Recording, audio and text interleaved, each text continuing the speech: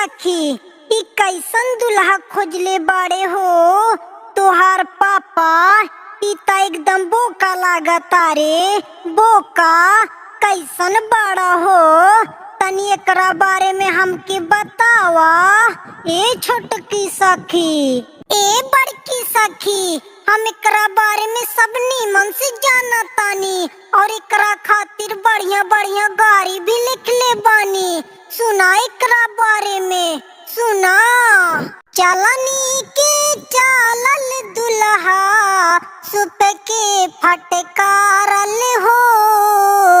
चलनी के चालल दुल्हा, सुप के फटकारल हो।